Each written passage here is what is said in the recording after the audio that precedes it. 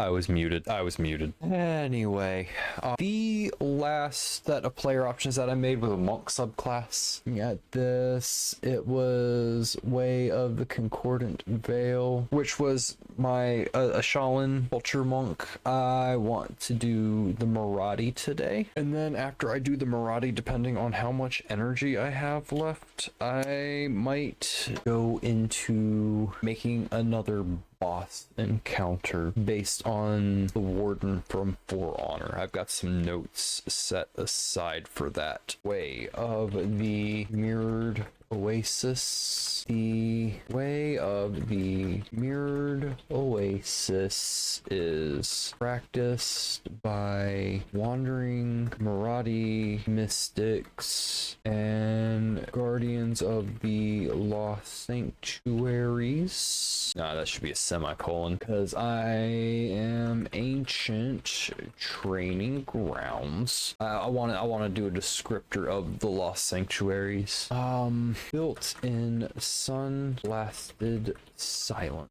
These monks are more than warriors. They are memory keepers, should be hyphenated, drought bearers, and mirror souled dancers whose every movement reflects a truth buried deep in time, trained to endure suffering, see through illusion, and read enemies like heat shimmer on sand. Their bodies serve as sacred texts. So I'm feeling like some stuff, like, because it's a monk, right? I want to do something with like capoeira or payatu, because like I know people are like, oh yeah, it's dance art, martial arts. It's not really martial arts and everything. They weren't originally created to be a pure martial art. It was like rhythmic ecstasy or like spiritual purity. When capoeira and like payatu were created, they're not just meant to be like dance fighting.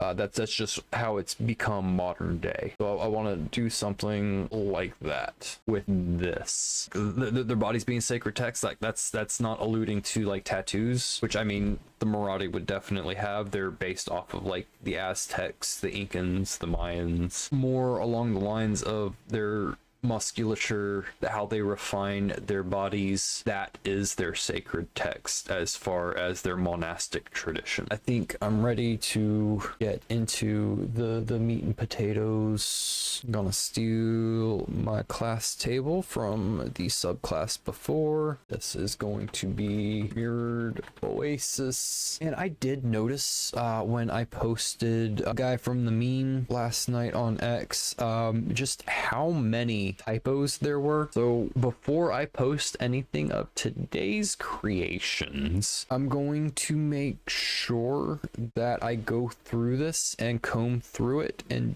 double check spelling and stuff, because oh man, I looked at it after I posted and I was like, oh brother, no, you didn't do this. Lucky for me, nobody interacts with my D&D. They just interact when I shitpost. Nobody saw the grammar issues, although I guess that would just drum engagement, so maybe I should just not read and just let it go. Third level, I want to do something about like memory and motion. Maybe do something where like something attacks you physically and misses, you can use your reaction to immediately make an unarmed strike, and maybe instead of doing bludgeoning damage, it does psychic damage to mess with it a little bit, because like this is going to be like the memory of movement, going into the monastic tradition of the Marathi, how they pass things along. So maybe we'll call it memory flow. Your training begins with the ritual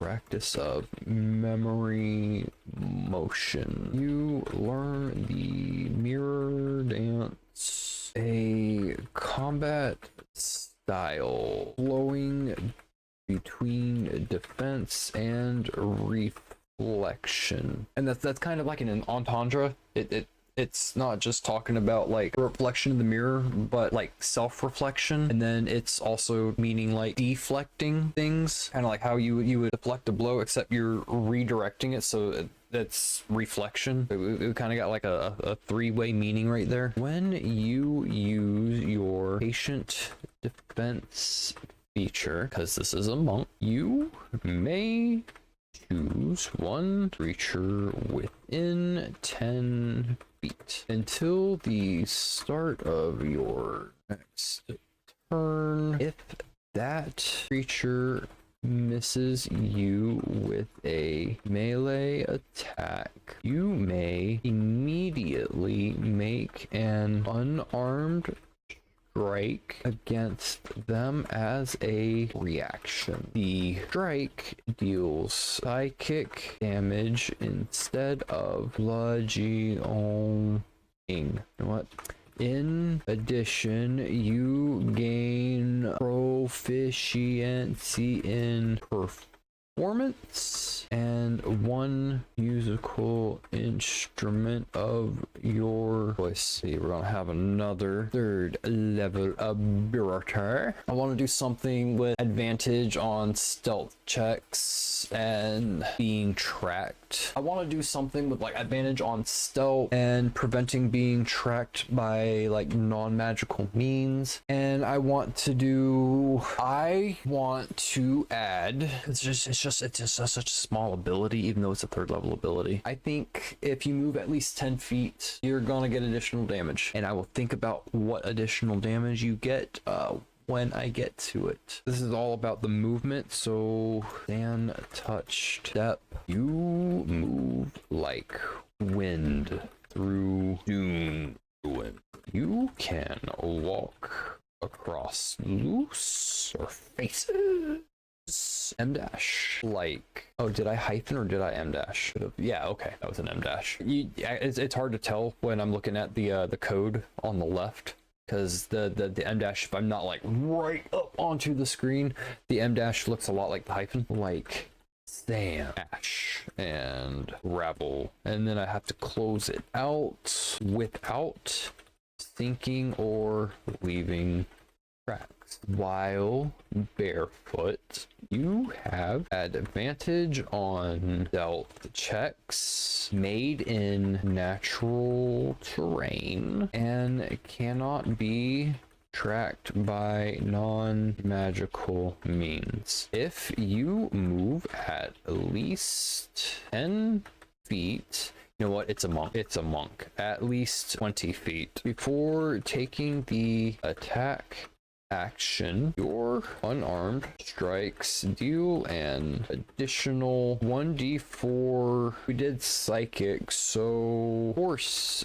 damage per proficiency bonus until the end of your turn. That way we don't have to worry about coming back and leveling this up as we go. It levels itself up as you progress, and since it only levels a d4 at a time, like every 4 levels, you don't have to worry about it getting too powerful. Gonna leave that there and move on to 6th level. I want to give hostile creatures disadvantage on saving throw, and then I want to give hostile creatures within a certain distance disadvantage on saving throws, but I think I want to give temporary hit points to an ally, and we'll do it on a short rest. And this is all going to be on like recalling muscle memory again, so echo of a thirsting past, because we're still like desert base. You've learned how to bind memory and motion in a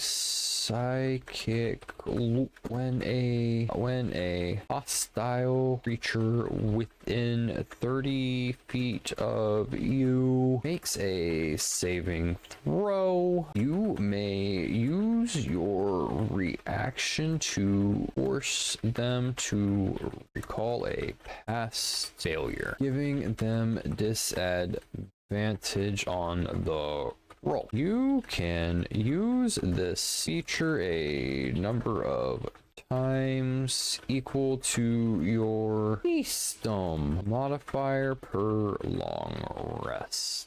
Because that could easily be abused if it was a short rest. In addition, once per short rest, you can touch a willing creature during a short rest to share your meditative trance. That creature gains temporary hit points equal to your monk level plus wisdom modifier. Wisdom modifier, and gains advantage on the next wisdom saving throw made in the next hour. A short rest. Every short rest, you can use it once. Boom. Done. And it levels itself up because it's based on monk level and wisdom modifier, so it levels itself up. Can be boosted through a magical item if it increases your wisdom modifier, so it all works out. So we're moving on to 11th level. So I want to do something with like a state of mind, like change fire. You know what? I want to slightly reminiscent of 8 Inner Gates. We'll call it the Mirage state. I want there to be disadvantage on opportunity attacks against the monk. Dash is now a bonus action, and if someone misses you with a spell or a weapon attack, they take a negative modifier to their next attack. Mirage state. You channel memory and heat to blur your rest. As a bonus action, you can enter your mirage state for 1 minute.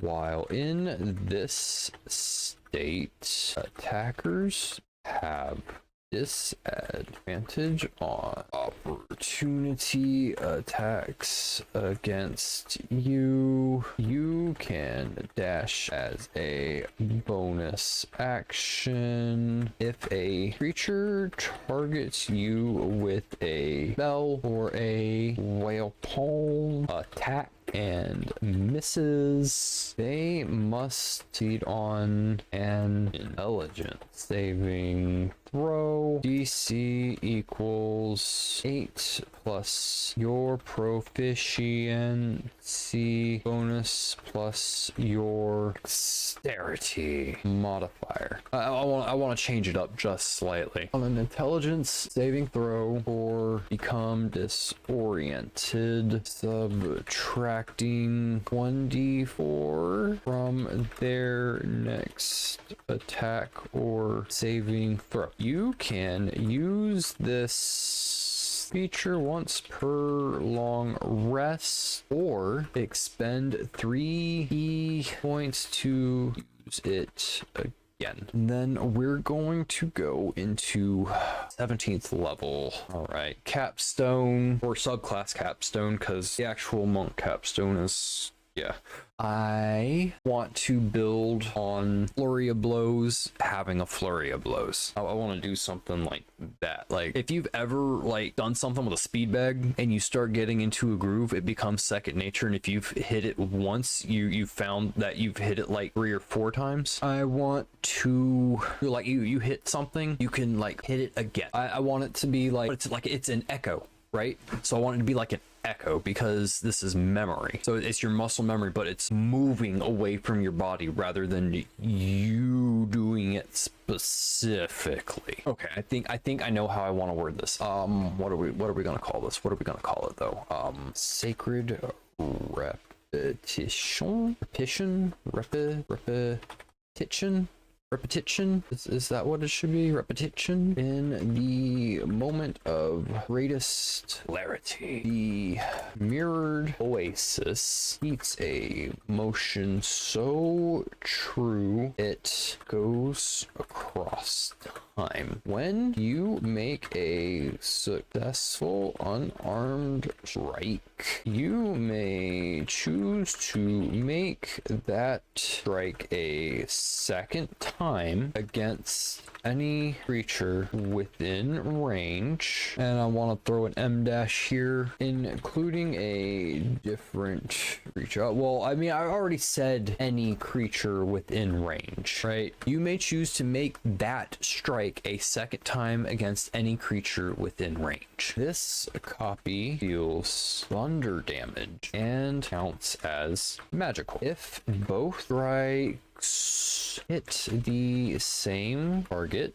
they must succeed on a Constitution saving throw. DC equals 8 plus your proficiency modifier plus your wisdom modifier, or be stunned until the end of their next turn. You can use this feature a number of times equal to your wisdom modifier per long rest. Otherwise, that's gonna get straight up abused. Honestly, you could probably abuse the absolute hell out of this anyway. But I mean, that came out kind of nice. Oh, look at how almost even that is. Oh, imagine if I had illustrations for this. Oh, I'm just gonna start filling this in, making it look all nice and